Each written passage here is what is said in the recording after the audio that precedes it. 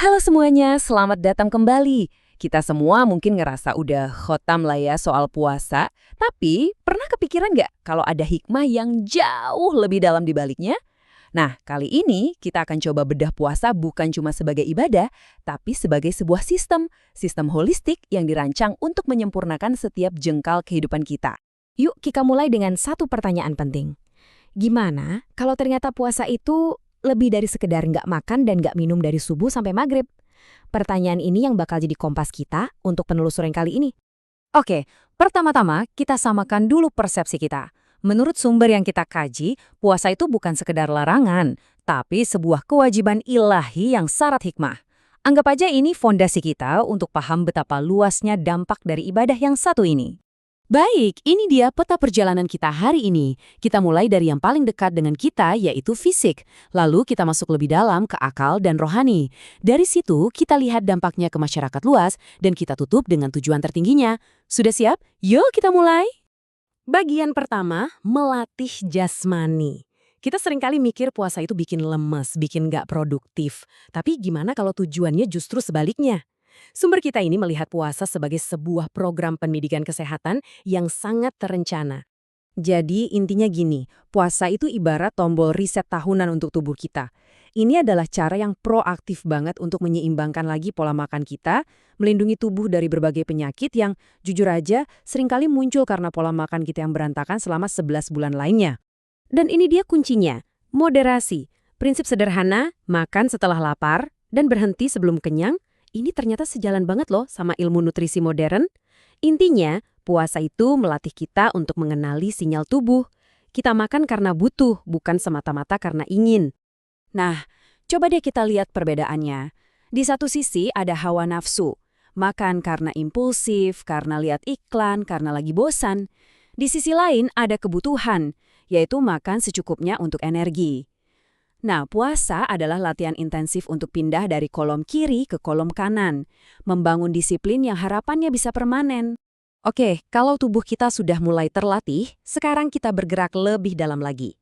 Bagian kedua, menajamkan akal dan rohani.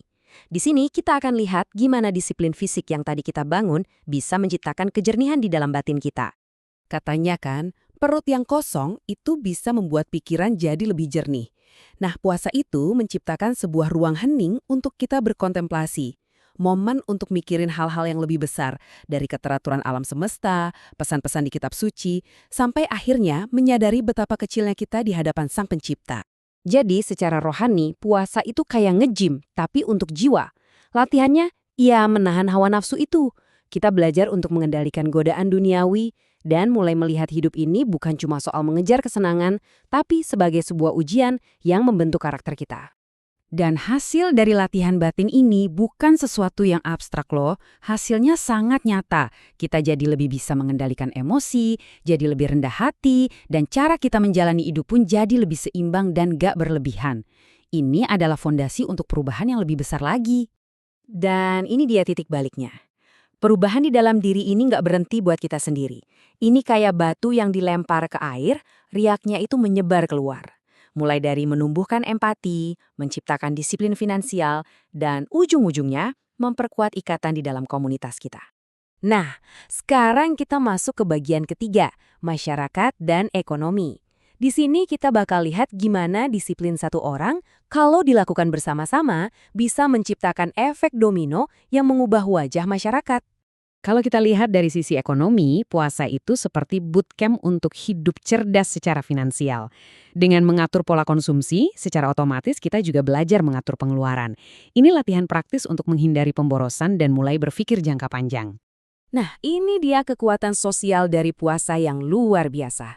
Ketika si kaya dan si miskin merasakan lapar yang sama, berbuka di waktu yang sama, sholat di syaf yang sama, semua status dan jabatan sosial itu seakan luntur.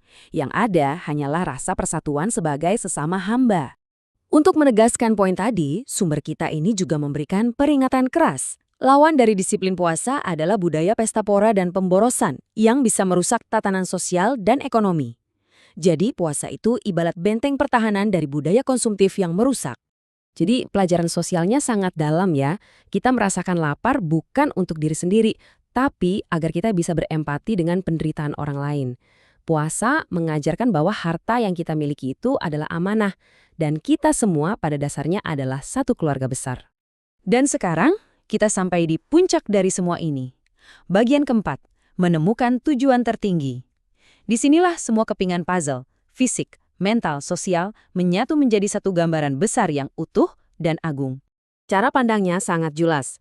Hidup di dunia ini bukanlah tujuan akhir. Ini cuma panggung ujian, tempat transit. Setiap hal yang kita lakukan, termasuk puasa, adalah bagian dari persiapan kita untuk sebuah realitas yang jauh lebih besar dan abadi. Dan kutipan ini, wow, merangkum semuanya dengan sangat indah, bahwa kehidupan dunia ini cuma permainan. Dan negeri akhirat itulah kehidupan yang sejati. Puasa menjadi pengingat kita setiap hari tentang prioritas hidup yang sesungguhnya. Dan ternyata ini bukan cuma tentang kita yang hidup sekarang. Ini tentang warisan yang kita tinggalkan. Tujuannya adalah untuk mencetak generasi penerus yang tidak cuma sehat secara fisik, tapi juga kuat moralnya dan sadar akan tujuan hidup mereka yang lebih besar. Jadi, sekarang kita kembali ke pertanyaan awal tadi, tapi dengan pemahaman yang baru. Bagaimana mungkin ya satu praktek tunggal ini dirancang dengan begitu sempurna untuk menyentuh segalanya? Mulai dari sel di tubuh kita, cara kita berinteraksi di masyarakat, sampai ke tujuan akhir kita kelak. Ini adalah sebuah sistem yang luar biasa, sebuah hikmah yang rasanya patut kita renungkan dalam-dalam.